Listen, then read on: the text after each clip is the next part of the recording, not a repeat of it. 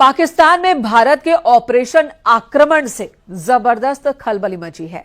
इस वक्त पाकिस्तान में खौफ का आलम है और ऐसी स्थिति है कि पाकिस्तान के जनरल और पाकिस्तान के पूर्व विदेश मंत्री बिलावल भुट्टो के परिवार पाकिस्तान छोड़कर विदेश भाग गए हैं।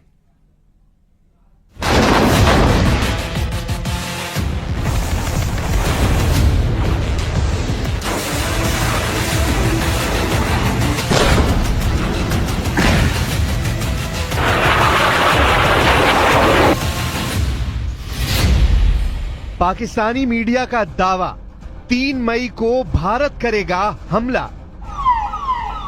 पाकिस्तानी सेना और पाकिस्तान में बैठे आतंकियों के आकाओं की शह पर जिस तरह से 22 अप्रैल को पहलगाम में हिंदुस्तानियों का नरसंहार हुआ है, उसने पूरे भारत को जबरदस्त गम और गुस्से से भर दिया है। भारत सरकार और भारतीय सेना पर पूरी दुनिया की निगाह है कि भारत अपने 27 हिंदुस्तानियों की मौत का बदला कैसे लेगा। इधर दूसरी तरफ एलओसी और पीओके में पाकिस्तानी सेना की कई डिवीजन मोर्चा संभालने के लिए निकल पड़ी है, जबकि पाकिस्तान में मौजूद लगभग सभी चैनल अब दावा करने लगे हैं कि भारत इस बार बहुत बड़ा हमला पाकिस्तान पर करने जा रहा है। भारत में पाकिस्तानी दूतावास के उच्चायुक्त रहे अब्दुल बासित ने तो यहां तक बता दिया है कि भारत 1 से 3 मई के बीच पाकिस्तान पर बहुत बड़ा हमला करने वाला है। अब्दुल बासित ने ये नहीं बताया है कि उन्हें भारत के हमले से जुड़ी इतनी पुख्ता जानकारी कहां से मिली। जरा देखिए पाकिस्तान के पूर्व उच्चायुक्त अब्दुल बासित क्या दावा कर रहे हैं।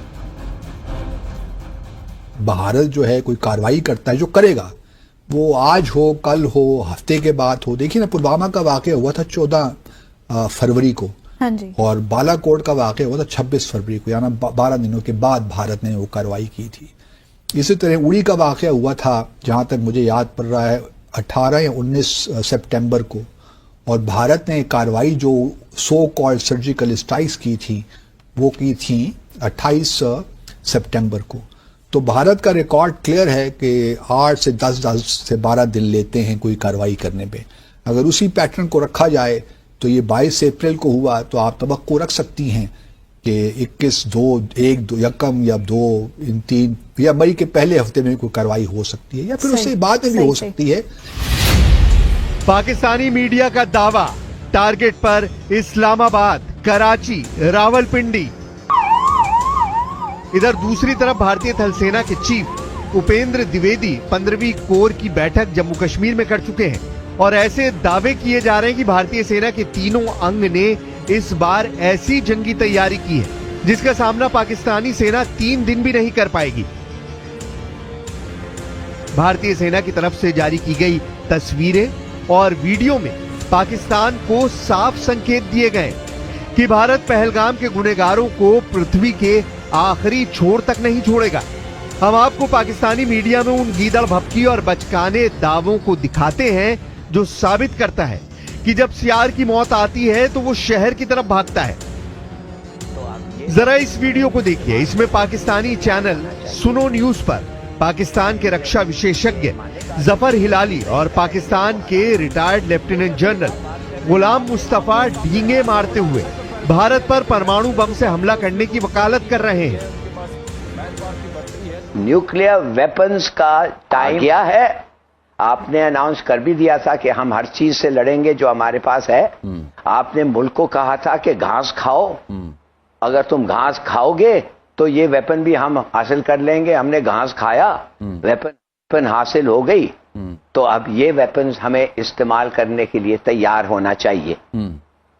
क्या इंडिया ये मानेगा? देखिए, एक ही तरीका है इंडिया को हराना।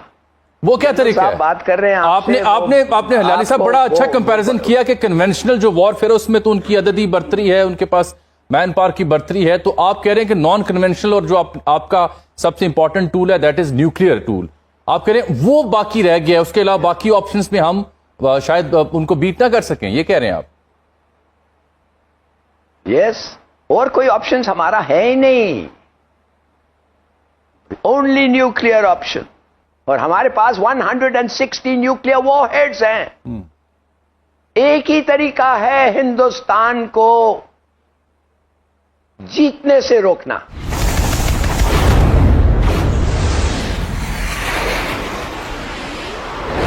पाकिस्तानी मीडिया ये मानकर चल रही है कि भारत हर हाल में पाकिस्तान पर हमला जरूर करेगा। यही वजह है कि इस वक्त पाकिस्तानी मीडिया भारत के खिलाफ युद्ध करने की मुहिम का अड्डा बन चुका है, जबकि दूसरी तरफ पाकिस्तान की एयरफोर्स अपने F-16 जेट से खासतौर से LOC के पास दिन रात पेट्रोलिंग कर रही है। पाकिस्तान चीन से मिले VT-4 टैंक को तेजी से भारत से सटे बॉर्डर पर पहुंचा रहा है। POK में तैनात पाकिस्तान की 10वीं कोर, जिसका हेडक्वार्टर रावलपिंडी में है, उसके लेफ्टिनेंट जनरल इस वक्त भारत के हमलों को लेकर बुरी तरह से घबराए हुए हैं। आलम यह है कि पाकिस्तान में मेडिकल इमरजेंसी का ऐलान कर दिया गया है। पाकिस्तान ने पाकिस्तान अधिकृत कश्मीर यानी POK में मेडिकल इमरजेंसी की घोषणा की है। ये कदम तब उठाया गया है जब नियंत्रण रेखा यानी LOC के पास सैन्य गतिविधियां बढ़ गई हैं और पाकिस्तान को भारतीय हमले का खतरा महसूस हो रहा है। पाकिस्तान के नेता युद्ध की स्थिति में भारत पर परमाणु बम गिराने की धमकी दे रहे हैं। पाकिस्तान में लीपा और झेलम घाटी के स्वास्थ्य निदेशालय द्वारा जारी इस आदेश में कहा गया है कि सभी अस्पतालों और चिकित्सा केंद्रों में ड्यूटी पर तैनात कर्मियों को किसी भी अप्रिय घटना से निपटने के लिए पूरी तरह तैयार रहना होगा। इसके अलावा किसी भी कर्मचारी को छुट्टी या स्थानांतरण की अनुमति नहीं दी जाएगी और सरकारी वाहनों का निजी उपयोग भी प्रतिबंधित कर दिया गया है। भारत के chief of defence staff lieutenant general Anil Chauhan रक्षा मंत्री राजनाथ सिंह से मिलकर बॉर्डर के हालात और तैयारी के बारे में ब्यौरा दे चुके हैं। भारतीय सेना के अर्जुन टैंक ने राजस्थान से सटे पाकिस्तान के बॉर्डर के पास मोर्चा संभाल लिया है। अरब सागर में ब्रह्मोस मिसाइल का जलवा देखकर पाकिस्तानी जनरलों की पतलूनें गीली होने लगी हैं, जबकि LOC पर भारत ने जिस तरह से 600 गोलियों का जवाब 1300 गोलियों से दिया है, उससे पाकिस्तानी सेना भारतीय सेना के प्रचंड इरादों को भांप चुकी है। पाकिस्तानी मीडिया में जाना पहचाना नाम नजम सेठी, जो पाकिस्तान के पंजाब प्रांत के पूर्व मुख्यमंत्री रह चुके हैं, वो भी ये मानने को मजबूर हुए कि भारत के साथ अगर पाकिस्तान का युद्ध लंबा चलेगा तो पाकिस्तान को परमाणु बम का इस्तेमाल करना पड़ सकता है। पाकिस्तानी पत्रकार से नजम सेठी ने देखिए क्या कहा है। नजम सेठी ने धमकी भरे अंदाज में कहा कि भारत के एक्शन पर रिएक्शन पाकिस्तान जरूर करेगा। नजम सेठी ने गीदड़ धमकी देते हुए कहा है कि पाकिस्तान भारत पर परमाणु बम गिरा सकता है। नजम सेठी ने कहा कि अगर भारत पाकिस्तान के बीच युद्ध कुछ दिन चलता है तो भारत पाकिस्तान पर हावी नहीं हो सकता है, लेकिन अगर युद्ध लंबा चलता रहा तो पाकिस्तान भारत के सामने टिक नहीं पाएगा। फिर ऐसे में पाकिस्तान परमाणु बम गिरा सकता है। भारत तो वैसे भी डरा हुआ है, उसको पता है कि हम पागल हैं, कहीं कुछ कर ही ना दे। हम युद्ध से डरते नहीं हैं। एक हाथ में भीख का कटोरा और दूसरे हाथ में बम का कटोरा लिए पाकिस्तान भारत को जंगी धमकियां दे रहा है। पाकिस्तानी सेना के चीफ आसिम मुनीर ने एक बार फिर से जिहादी और आतंकियों की तरह हिंदू और हिंदुस्तान के खिलाफ जहर उगला है। जनरल आसिम मुनीर ने हिंदुओं के खिलाफ एक बार फिर से 26 अप्रैल को पाकिस्तान के खैबर पख्तूनवा प्रांत में ऐसा घिनौना जिहादी बयान दिया है जिसने भारत को और ज्यादा गुस्सा दिला दिया है। पाकिस्तानी सेना के चीफ आसिम मुनीर खैबर पख्तूनवा प्रांत के काकुल इलाके में पाकिस्तानी सैन्य अकादमी यानी PMA में कैडेट की पासिंग आउट परेड को संबोधित कर रहे थे। उस दौरान पाकिस्तान के नए फौजियों को संबोधित करते हुए उन्होंने कहा कि 2 नेशन थ्योरी इस बुनियादी मान्यता पर आधारित थी कि मुसलमान और हिंदू 2 अलग अलग राष्ट्र हैं, एक नहीं है।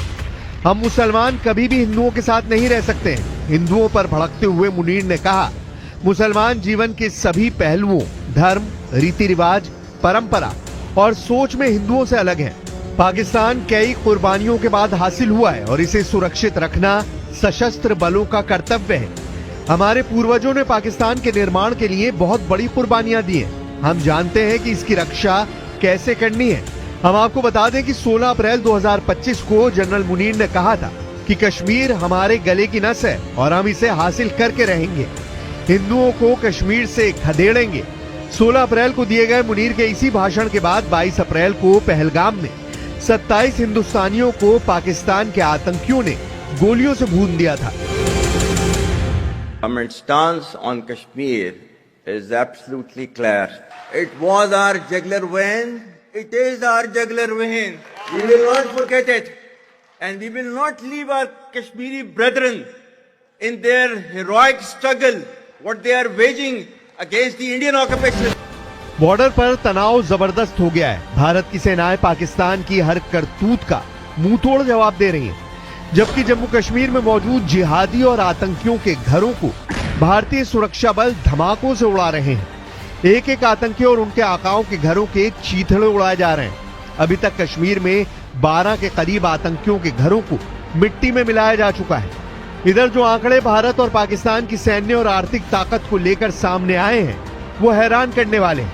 इन आंकड़ों के मुताबिक भारत पाकिस्तान को 7 दिन की जंग में घुटनों पर ला देगा।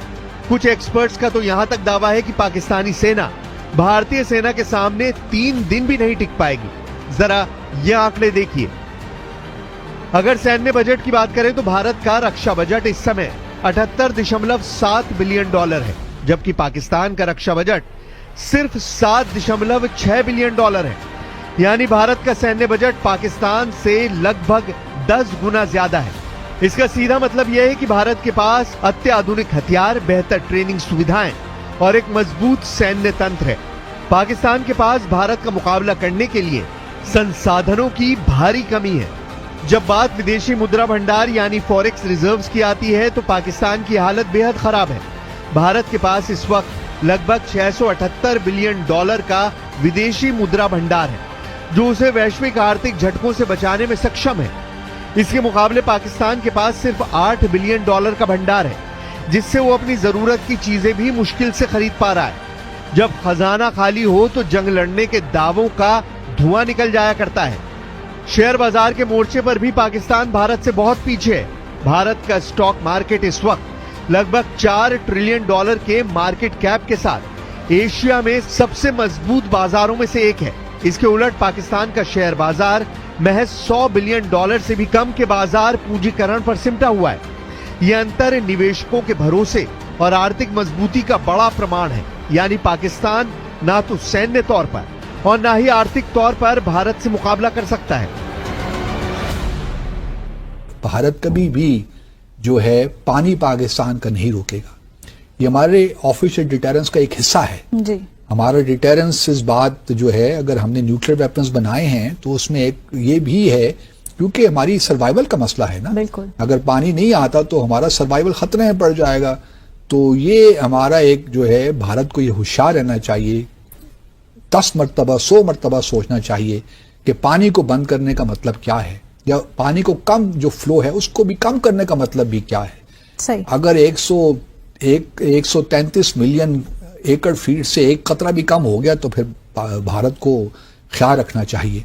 और अगर यहाँ पे पानी नहीं बहता इन दरियाओं में तो फिर खून तो बहेगा, क्योंकि और तो कुछ हमारे पास उसका इलाज नहीं है। तो टैक्टिकल न्यूक्लियर वेपन्स नस्ल जो है हमने सिर्फ दिखाने के लिए रखे हुए, उसका कुछ इस्तेमाल का अगर वक्त आया तो वो इस्तेमाल भी होंगे। इधर पाकिस्तान के प्रधानमंत्री शहबाज शरीफ युद्ध की धमकी दे रहे हैं। पाकिस्तान के पूर्व विदेश मंत्री बिलावल भुट्टो सिंधु नदी में खून की नदी बहाने के दावे कर रहे हैं। रक्षा मंत्री ख्वाजा आसिम खुद मान रहे हैं कि पाकिस्तान आतंकियों का अड्डा बन चुका है, जिसकी कीमत पाकिस्तान को भुगतनी पड़ सकती है। We had no extremism at all. We were a very tolerant society. It was made to, the society was then, the whole ethos of the society was changed to support the jihad, and this was jihad which was invented by the West. It was not a jihad, it was a power struggle between two superpowers. कुल मिलाकर तबाह पाकिस्तान अगर भारत से जंग करना चाहता है तो यकीन मानिए इस बार पाकिस्तान दुनिया के नक्शे से जरूर मिट जाएगा।